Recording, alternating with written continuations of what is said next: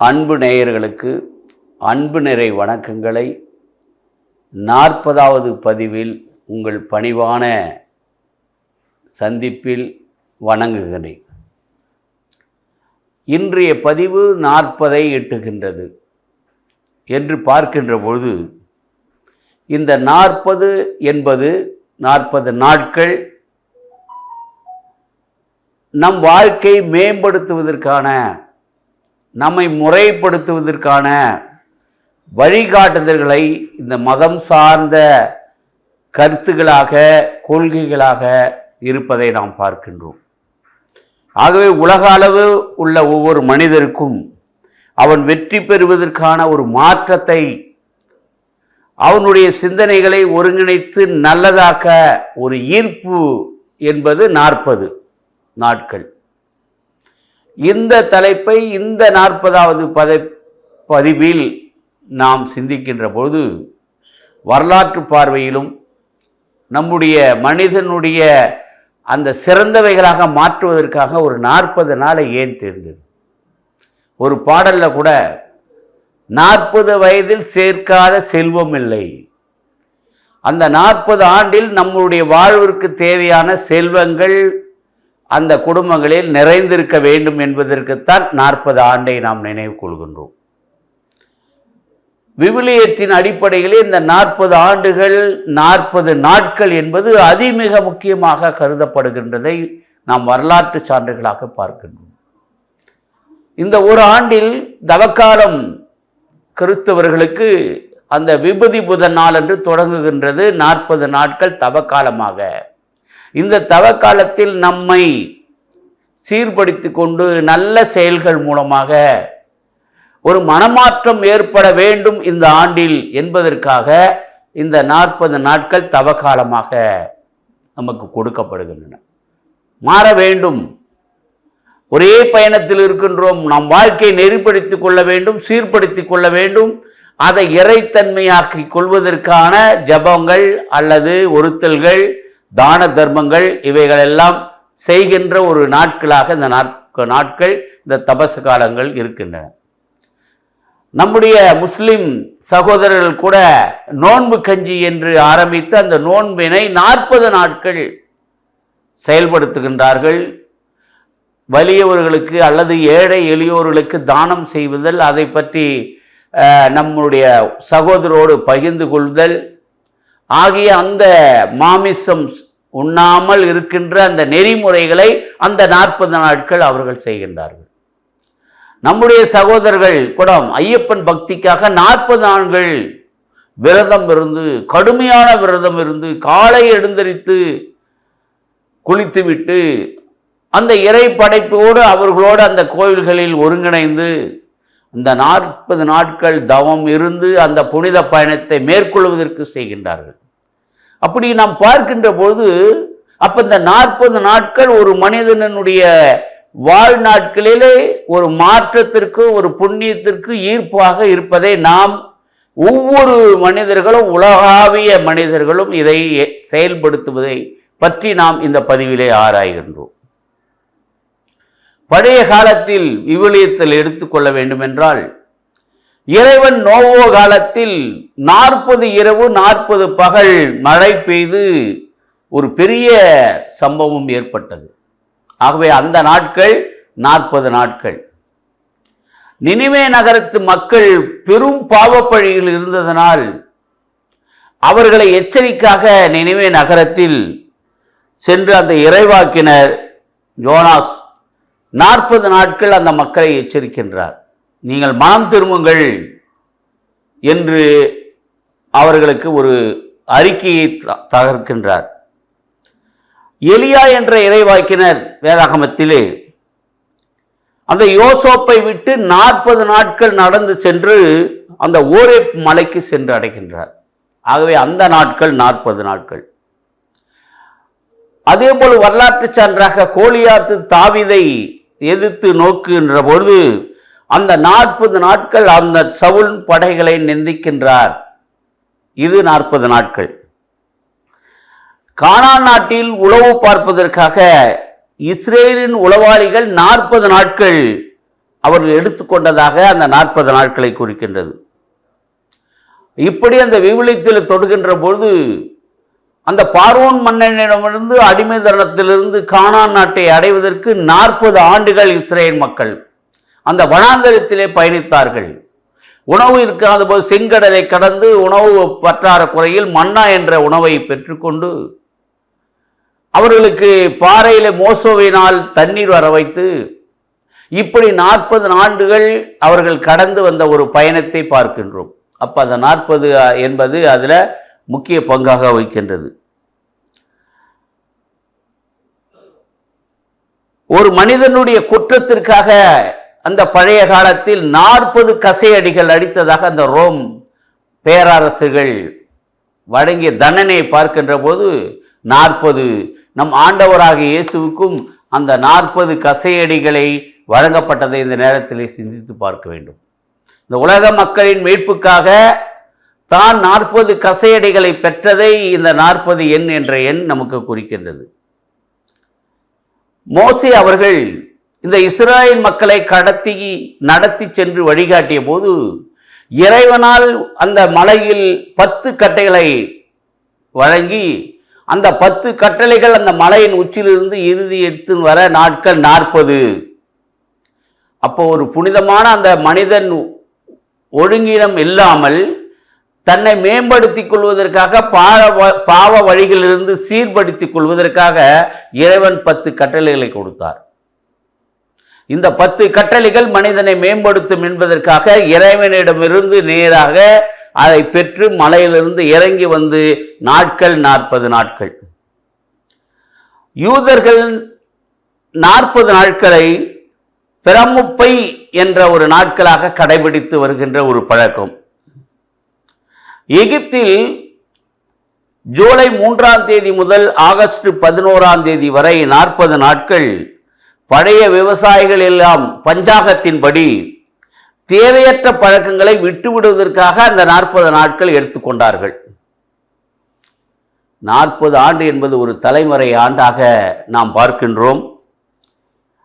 இந்த தவக்காலத்தில் 40 நாட்கள் நம்மை புனிதப்படுத்திக் கொள்வதற்கும் நம்மை ஒருங்கிணைத்துக் கொள்வதற்குமாகத்தான் இந்த தவக்காலங்கள் கொண்டாடப்படுகிறது. தகுதியாக நம்மை நல்வழிப்படுத்திக் கொள்ள இந்த காலம் பெரிதும் வழிக்கின்றது.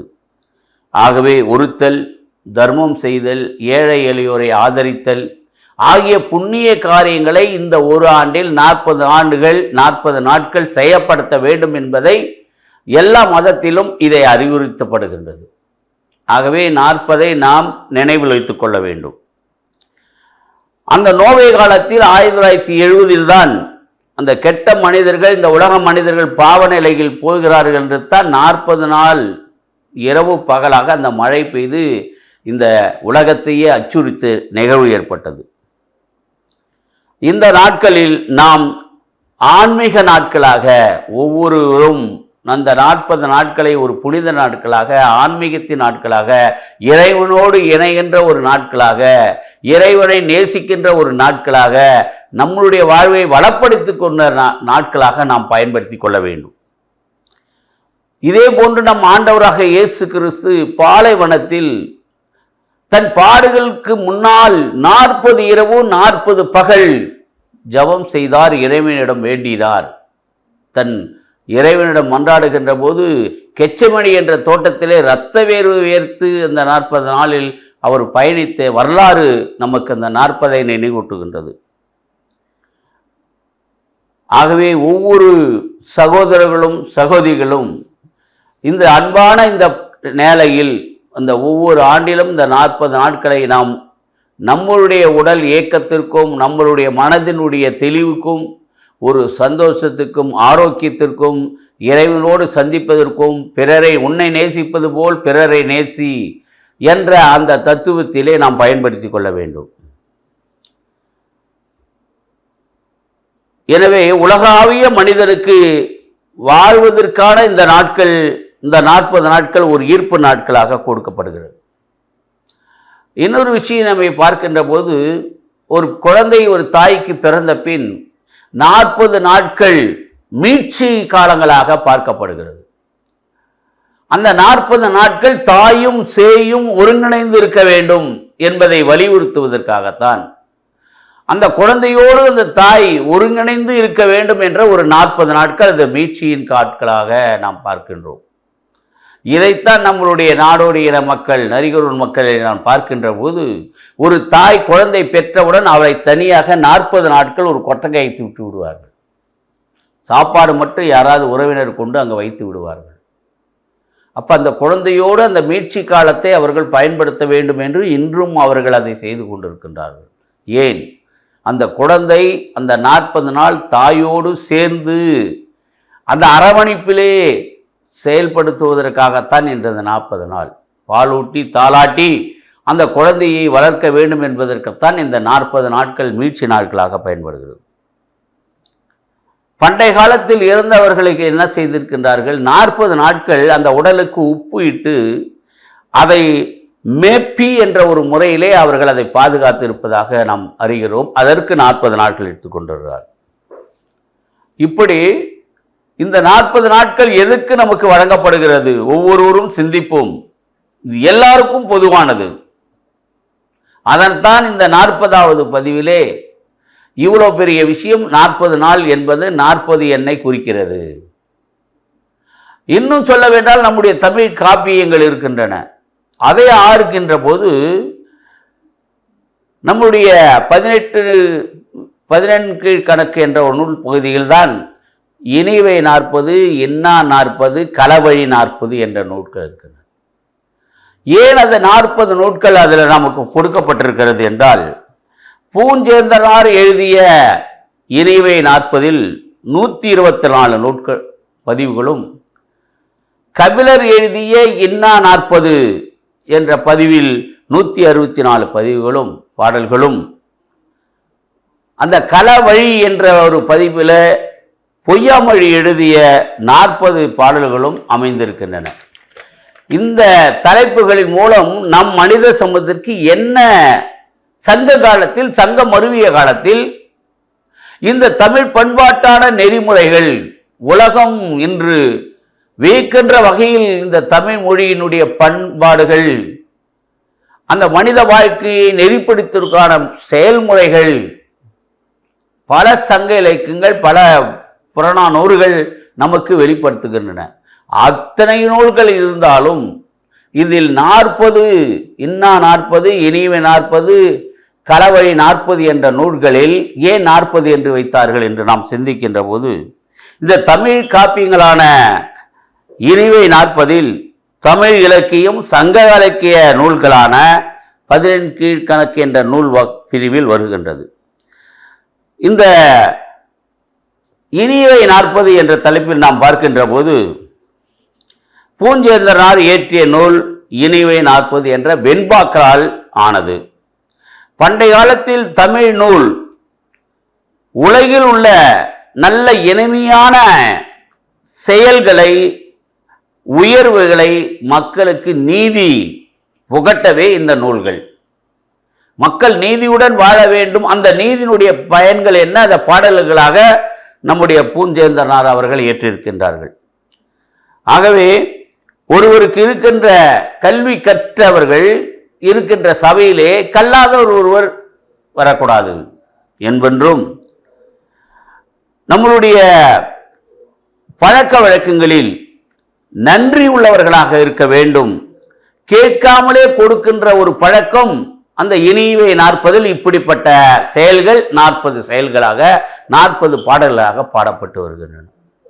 ஆகவே ஒவ்வொரு மனிதனும் இனிவை 40 என்ற செயல்களை இதில் 124 சொற்களால் அந்த பாடல்களை ஏற்றி, நாம் வாழ்வதற்கு இனிமையான செயல்கள் என்னென்ன, எப்படி வாழ வேண்டும், அதற்கு இனிமையாக எப்படி அது தருகின்றது, நம் வாழ்வை மேம்படுத்துகிறது என்பதை தான் இந்த இனியவை 40 என்ற நூல்களில் நாம் பார்க்கின்றோம்.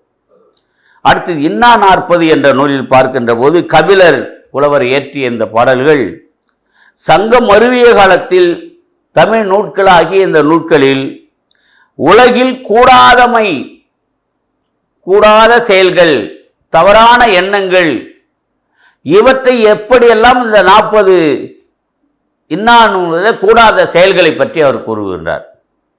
ஆகவே இதில் இன்னிசை வெண்பாவின் அடிப்படையில் இந்த பாடல்கள் அமைந்திருக்கின்றன.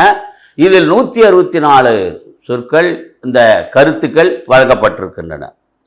கற்றறிந்த சபையில் கல்லாதவன் நுழைவதும் இருட்டிய வழியில் செல்பவனுக்கும் அது துன்பம் தரும் என்பதை இங்கே காட்டுகின்றது.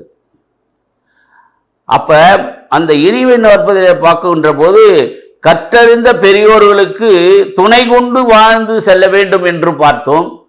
இங்க கற்றவர் சபையில் கல்லாதவர் நுழைவதை பற்றி இங்கே இன்னான் முதலில் பார்க்கின்றோம்.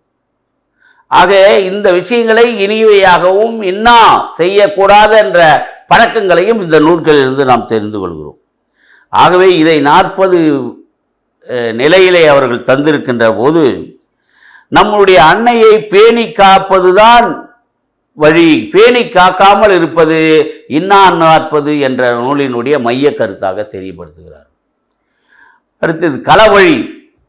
இது சோழ மன்னன் காலத்தில் கோப்புரம் செங்கானன், சேரமான், கவிகானன் ஆகியவனுக்கும் ஏற்பட்ட போரின் நிகழ்வை, இந்த போரின் இழைவால் வீரர்கள் இறந்து இரத்த வெள்ளத்திலே மடிகின்றார்கள். ஆகவே இதை பொய்யாமொழி புலவர் அவர்கள் இந்த 40 கருத்துக்களாக இந்த போர்களின் விளைவுகள், மனிதர்கள் இறப்புகின்றது, இரத்த ஆறாக ஓடுவது, இவற்றை பார்க்கின்றார். அதில் ஒரு பாடல் அவர் கூறுகின்றார், இந்த போர் வீரர்கள் உடலில் ஏற்பட்ட அந்த அம்பாலும் அவர்கள் ஏற்பட்ட அந்த காயங்களிலாலும் இரத்தமாக ஓடுகின்ற போது கரும் நிறம் உள்ள ஒரு காகம் அதை இரத்தத்தை குடித்து செம்மையாக செந்நிறமாக மாறிவிட்டதாக கூறுகிறார். அதுதான் செம்போத்து பறவையாம். காகம் போன்றே இருக்கும், அதன் நிறம் செம்போத்து நிலையில் இருக்கும். அவை போர்க்களத்தில் இந்த யானைகள் போன்ற வளமிக்க இந்த யானைகள் அந்த போர்க்களத்தில் இருக்கின்ற பொழுது கரும்மலை போல இருந்த அந்த யானைகள் இந்த போரினால் விழுகின்ற பொழுது இரத்தமாக மாறி செம்மலையாக மாறுகிறதாக அந்த புலவர் அந்த போரின் தாக்கத்தை பற்றி கூறுகின்றார். 40 என்ற ஒரு நிலைகளை எப்படி நாம் செயல்பட வேண்டும், இந்த போர்கள் சிந்திக்கப்பட வேண்டும் என்பதை தான் இந்த 40 நிலைகளை பற்றி நாம் கூறுகின்றார். ஆகவே இதிலிருந்து என்ன தெரிகின்றது?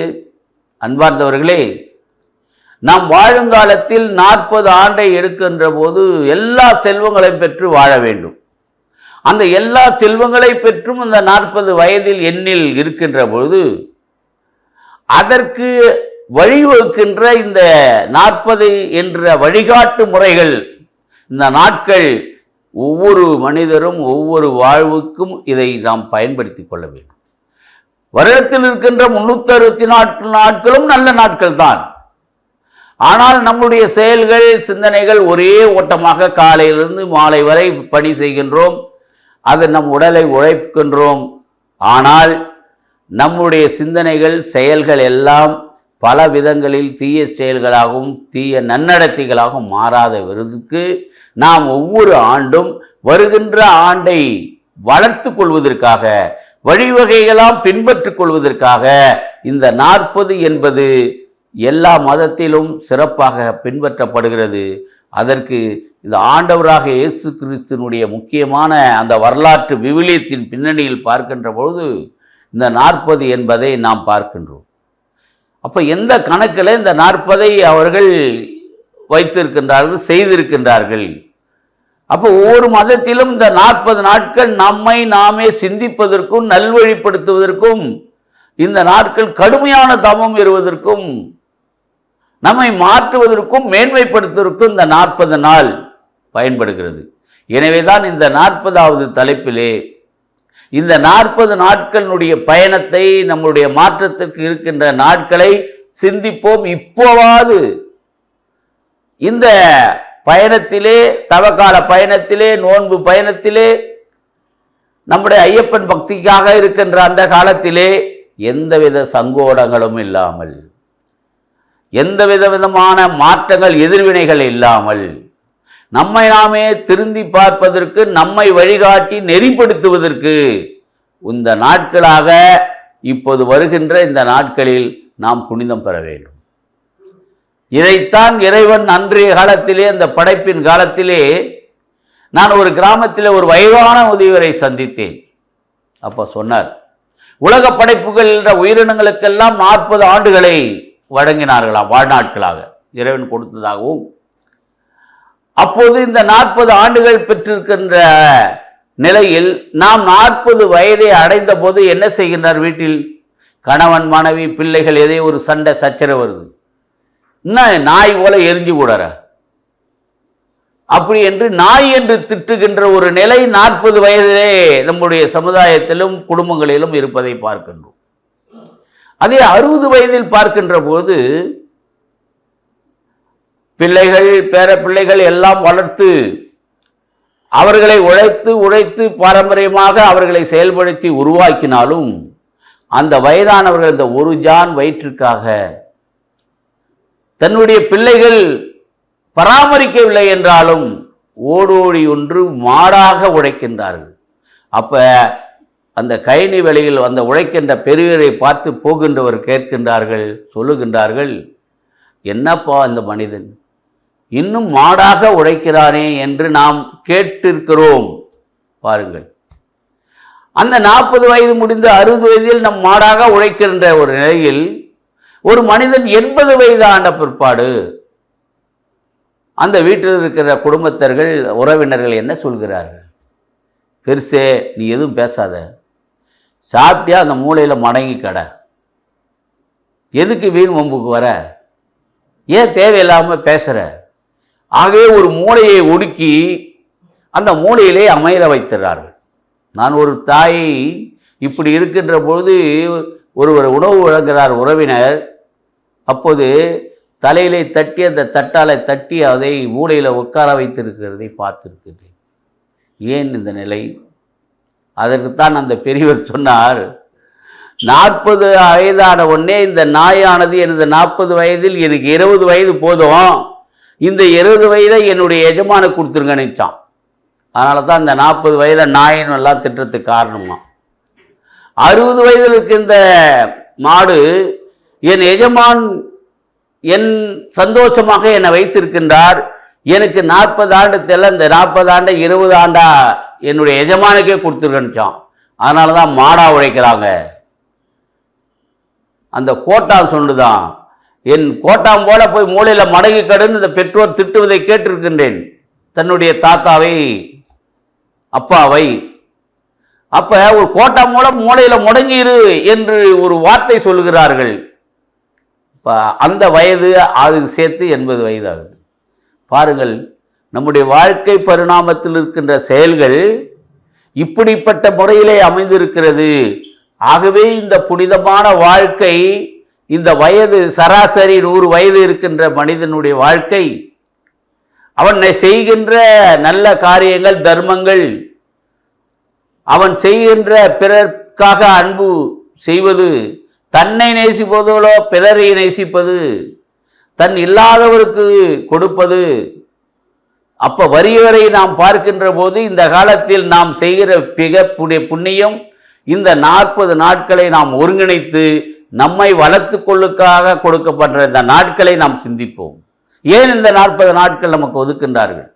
அந்த 40 நாட்கள் கூட கடுமையாக ஒரு விரதம், இந்த 40 நாட்கள் நான் மாமிசம் சாப்பிட மாட்டேன், இந்த 40 நாட்கள் நான் புண்ணிய தலங்களை சந்திப்பேன், இந்த 40 நாட்களில் ஒருத்தல் முயற்சிகளை செய்வேன், இந்த 40 நாட்கள் என்னை வளப்படுத்திக்கொள்வதற்கான தீய பழக்க வழக்கங்களை விட்டு விடுவேன், என் உடம்பை கெடுக்கின்ற தீய செயல்களை தவிர்த்து விடுவேன் என்றெல்லாம் எண்ணி அதை கடைபிடித்து இந்த 40 எண்ணின் பதிவில் 40 நாட்கள் நம்மை சிரமப்படுத்திக்கான நெறிமுறைகளை நாமே திட்டமிட்டு செயல்படுத்தி கொள்ள வேண்டும் என்பதுதான் இன்றைய பதிவு. ஆகவே நான் இந்த 1 முதல் இந்த 40 பதிவுகளை வரை நான் பார்க்கின்ற போது நம் ஒவ்வொருவரும் மனிதனுடைய ஒரு ஆன்மீக பணியாகவும் கல்வி சார்ந்த பணியாகவும் நம்மை நெறிப்படுத்துகின்ற பணியாகவும் தனிமையை தவிர்ப்பது எப்படி,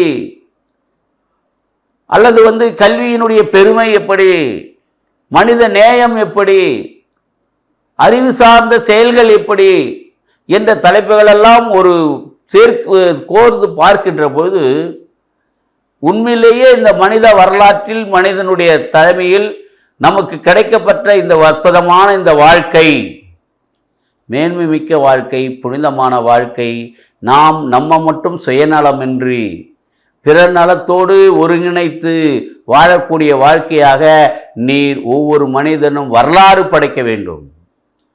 உன்னுடைய வார்த்தை, உன்னுடைய செயல், உன்னுடைய அத்தனை நன்பண்புகள், வழிகாட்டுதல்கள் இவையெல்லாம் வரலாற்றின் பதிவுகளாக மாற வேண்டும். அத்தகைய பதிவுகள் தான் நாம் முன்னெடுத்து இதை ஒரு மனித நேயத்தையும் பெரியோர்களையும் முதியோர்களையும் காக்கின்ற ஒரு விஷயமாகவும் செயல்படுத்துவதற்காகத்தான் இந்த தலைப்புகளில் நான் உங்கள் அன்பராக பேசிக்கொண்டு வருகிறேன்.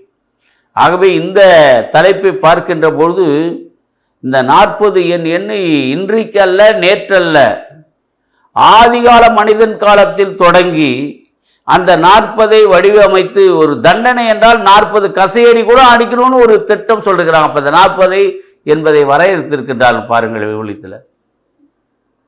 அந்த இயேசு கிறிஸ்து, ஆண்டவராக இயேசு கிறிஸ்து மரித்து விண்ணகம் சென்ற நாளும் 40 நாட்கள். அவர் நோன்பு இருந்தது 40 நாட்கள். அவர் மரித்து உயிர் தெழுந்த பின் 12 சீடர்களை ஒருமித்து காட்டி அவர்களோடு பயணம் செய்து அந்த 40ஆம் நாள் தான் விண்ணகத்துக்கு சென்றதாக நம்முடைய விவிலிய வரலாறு கூறுகின்றது. ஆகவே இந்த 40ஐ எந்த அளவுக்கு முக்கியத்துவம் எடுத்து சொல்லுகின்றார்கள். நாம் பாடலுக்குள்ள 1 8 2 8 3 8 சொல்லி பாடுகின்றோம், கேட்டிருக்கின்றோம். அப்போ அந்த 5 8 40 பெறாத செல்வம், அந்த பெற்ற செல்வத்தையும் நாம் நம்முடைய வாழ்வு காலத்தில் பயனுள்ளதாக மாற்றுவதற்காகத்தான் இந்த 40 என்ற ஒரு வரைமுறையை, தியானங்களை அல்லது புண்ணியங்களை சேர்க்கின்ற ஒரு நாட்களாக கொடுத்திருக்கின்றார்கள். ஆகவே இப்போது வருகின்ற 5ஆம் தேதி கூட கிறிஸ்தவர்களுக்கு தவக்காலம் என்ற ஒரு புண்ணிய காலம் 40 நாட்கள் தொடர்கின்றது. முஸ்லிம் சகோதரர்களுக்கு அந்த நோன்பு கஞ்சி சாப்பிடுகின்ற நாட்கள் 40 நாட்கள் அந்த ஒரு நிலையை கொண்டாடுகின்றார்கள். நம்முடைய சகோதரர்கள் கூட அந்த ஐயப்பன் பக்திக்கு மிக கடுமையான தவம் இருக்கின்றார்கள். நான் பார்த்திருக்கின்றேன். எந்தவித தீய பழக்கமும் இல்லாமல் உணவுகளை பராமரித்து கொண்டு அதுக்கு தேவையான உணவுகள் தான், கவிச்செல்லாம் படக்கூடாது என்று தன்னை ஒருத்து தன்னுடைய செயல்களை படுத்துகின்ற அந்த 40 நாட்கள் இருக்குது பாருங்கள். அடுத்த அந்த ஆண்டு முழுவதும் நம்முடைய வளர்ப்பிறை நாட்கள், வருடங்கள் எல்லாத்திற்கும் இந்த 40 நாட்களை ஒவ்வொரு ஆண்டும் நாம் ஒரு பரிசுத்தமான நோக்கில் அதை நாம் வளர்த்து கொள்ள வேண்டும் என்பதுதான் இன்றைய பதிவாக உங்களுக்கு நாங்கள் தெரிவிக்கின்றோம். ஆகவே இந்த சமுதாயம் வளம் பெற, இந்த உலகம் ஒரு அன்பின் சூழலாக மாற, ஒவ்வொருவரும் தன்னை மேம்படுத்தி கொள்ள, நான் ஏற்கனவே சொன்னது போல தன்னை அறிந்தால் இந்த உலகத்தை அறியலாம். ஆகவே தன்னுடைய சிந்தனைகளாலும் செயல்களாலும் சிந்திப்பதாலும் செயல்படுத்துவதாலும் வெற்றியாளர்கள் பிறப்பது எப்படி? நேராக வெற்றியாளர்களாக வரல. அவர்கள் சிந்தித்ததில் வித்தியாசமாய் சிந்தித்ததில் அவர்கள் வெற்றியாளராக. ஆகவே நம்மை சிந்திக்க வைக்கவும் நம்மை செயல்பட வைக்கவும் இந்த 40 என்ற எண், 40 என்ற நாட்கள் ஒவ்வொரு வாழ்விலும் ஒவ்வொரு மனிதனுக்கு அது முக்கியத்தை தருகிறது என்பதை இந்த பதிவிலே உங்களுக்கு நான் பதிவு செய்து, மீண்டும் உங்களோடு ஒரு அன்பராக, ஒரு நேசராக இந்த பதிவிலே நான் தொடர்ந்து பயணித்து வருகிறேன். அன்பார்ந்தவர்களே, 40ஐ மறக்காதீர்கள். 40 நாட்களை நமக்கு கொடுக்கப்படுற நாட்களை ஆன்மீக பயணத்திலே பயன்படுத்தி கொள்ளுங்கள். நீங்கள் மட்டும் பயன்படுத்தி கொள்ளாமல் உங்கள் குடும்பத்தாரோடும் சேர்ந்து இந்த பயணத்தை நீங்கள் இந்த 40 என்பதை மறந்து விடாதீர்கள் என்று கூறி இந்த பதிவில் நான் நிறைவு செய்கிறேன். நன்றி, வணக்கம்.